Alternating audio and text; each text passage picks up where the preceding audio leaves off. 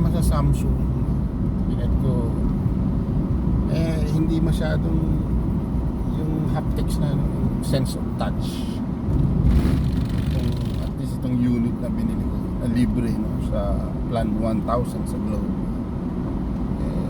hindi ganun ka-sensitive, no, sa touch yung kanyang screen.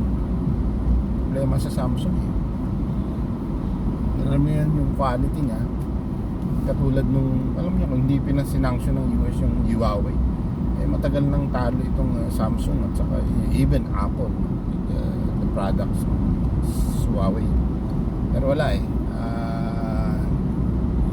hindi talaga papayag yung Amerika na ika nga masapawan sila isang kumpanya na sa China na ika nga allegedly linked, no, sa People's Liberation Army kasi ng China, no, ng People's Republic of China ng Beijing, kasi nga yung mga CEO at saka malalaking pinakamataas na opisyal ng Huawei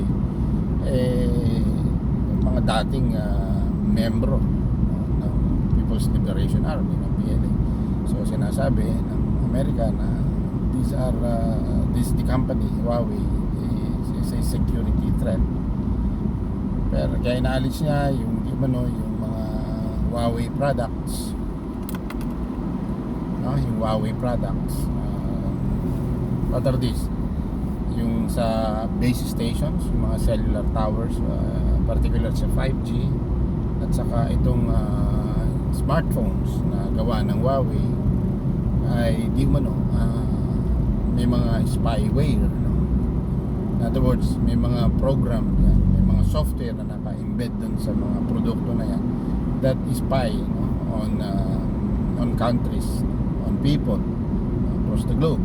That's why they deem it as a security threat. Pero it has never been found, it has never been proven, rather. No one has found out any piece of evidence of that, pieces of evidence for that matter, na talagang naglilink o conclusively nagpapatunay na si Huawei ay engaged in nefarious activities such as espionage, no? Spying. On the contrary, American companies like Facebook, Google, and other companies, di ba, from time to time, di ba, even yung kay Julian Assange, no, yung kanyang revelation, that this is actually these companies are being used by the US government to spy on even American citizens, no?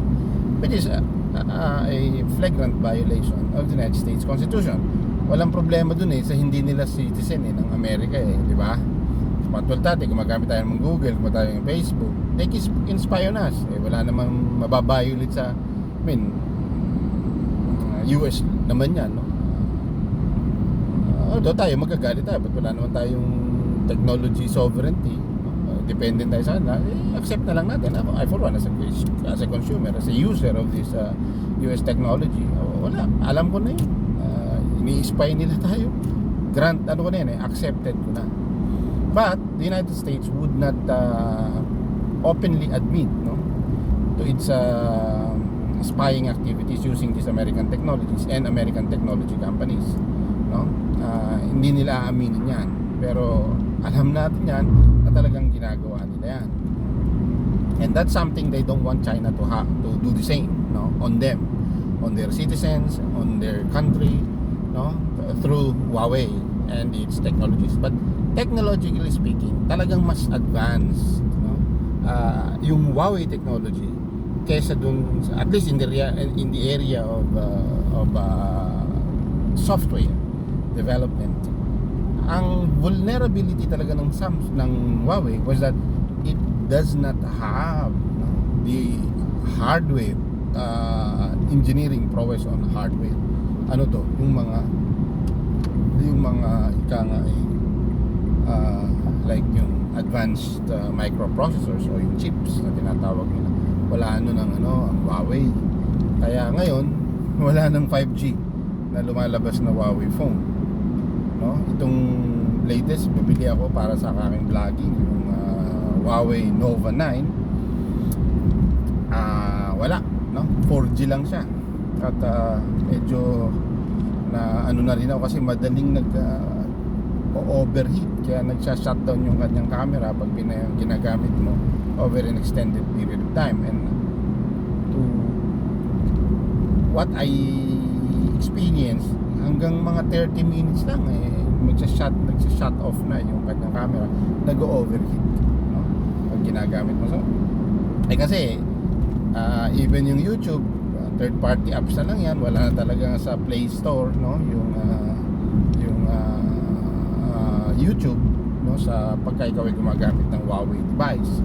So that's one thing, no? Kaya medyo talagang downgrade na, hindi na rin ma-fully maximized o optimized ng Huawei yung Android environment, no?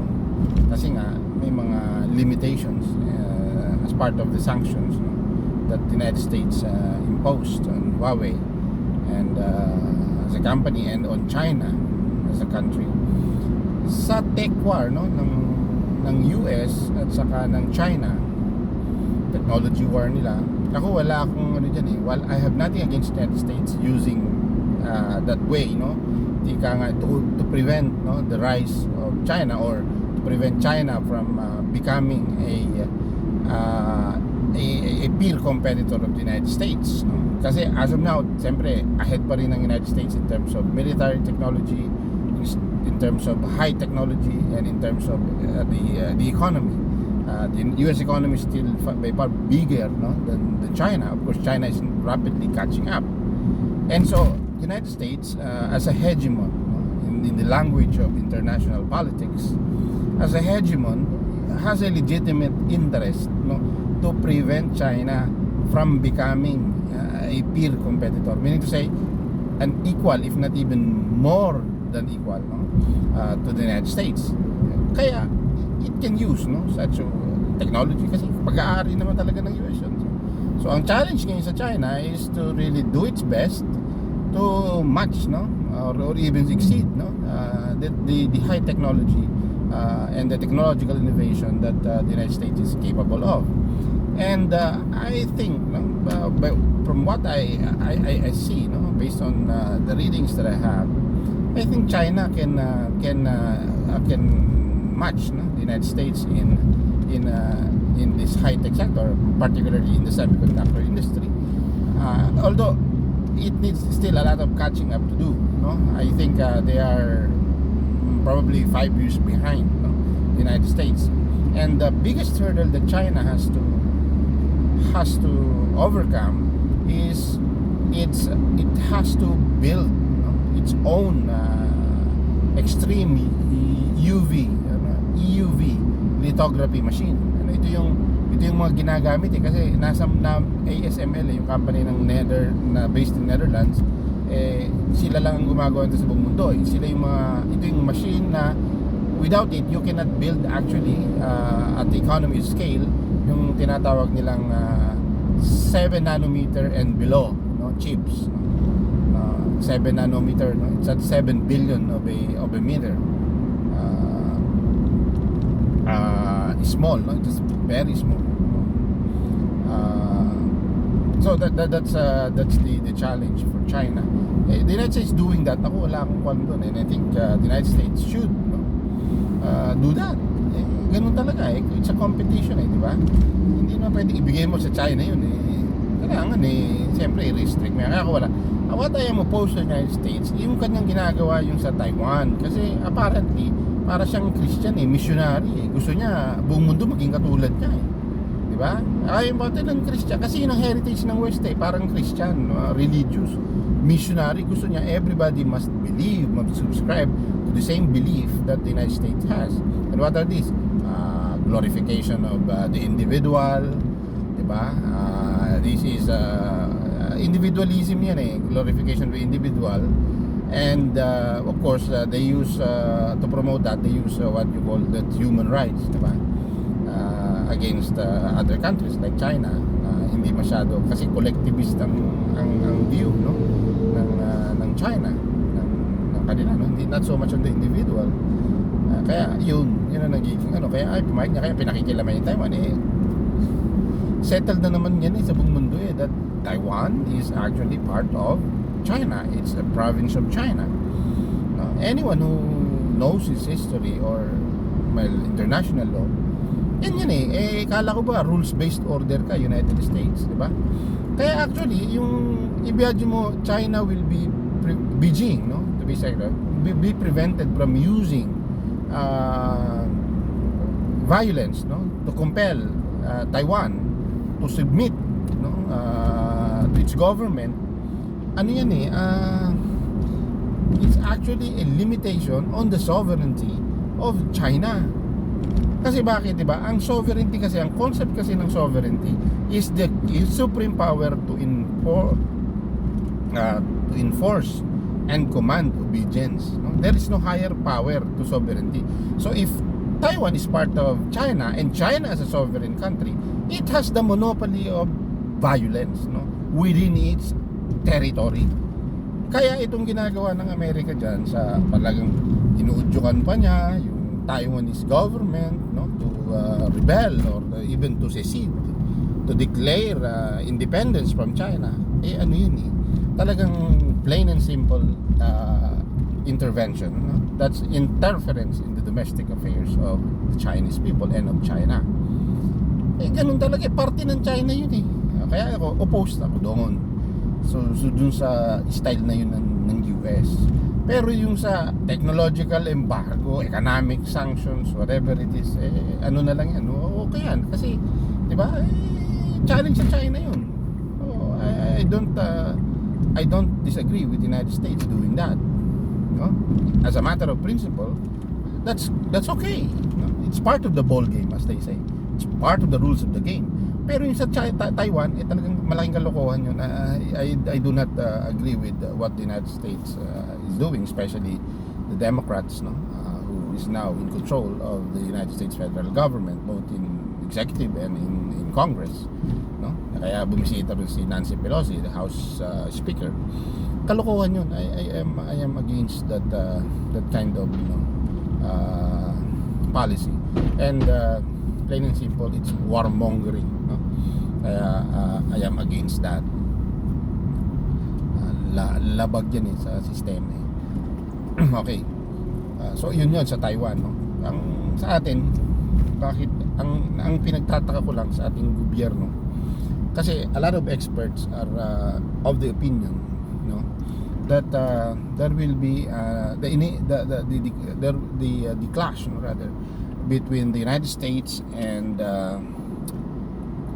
China, no, over Taiwan is just inevitable. It's a matter of when it's going to happen, and most observers, no, and experts in the field of international relations and international politics says that it could happen within the next 5 years, and maybe in the next 2 years it's going to happen. But within the next year, everybody, almost all of the experts and observers in international relations says that I think the war between the United States and China, this is a matter of time. They're going to have a direct military confrontation over Taiwan. So sa atin, kapitbahay natin yan we are in the, sabihin natin, hot zone, no? We are in the area of the globe where we are going to be directly affected and impacted, and we might get involved, no, in that war. So what are we going to do? Well, we're not actually doing anything as far as I see it. The government isn't what you call that? Isn't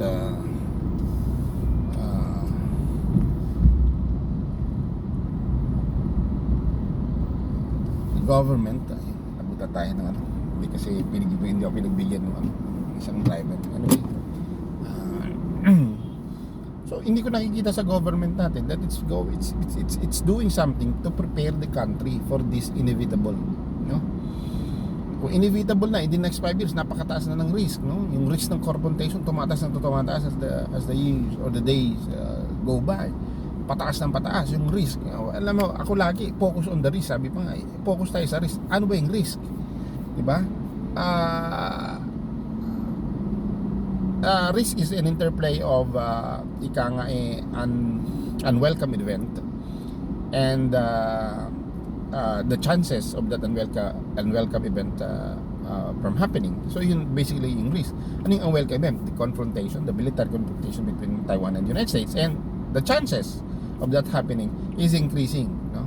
Patas ng patas habang lumilipas ang panahon. Nakita natin ngayon, pinoprovoke ng United States na a group of US congressmen, legislators are visiting again Taiwan. I think today they visited Taiwan. They're in Taiwan now. So it's like a follow-up on what Nancy Pelosi has done. Ano ba yun? Pinoprovoke ang China, no? So apparently China is trying its best not to take the American bait, no? And it also has its own, no, calculations, no? The problem is that until when can China actually restrain itself or be prevented from making the ultimate decision of going to war with the United States?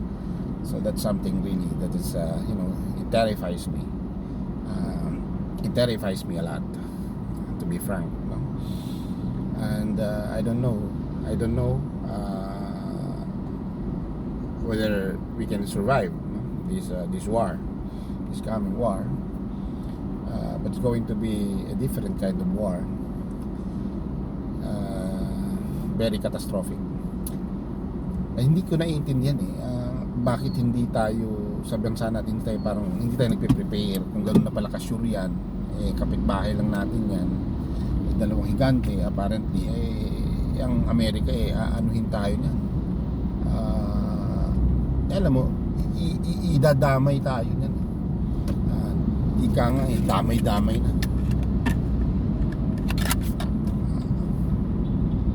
Dadamay tayo ng Amerika. So yun ang nakakatakot yan.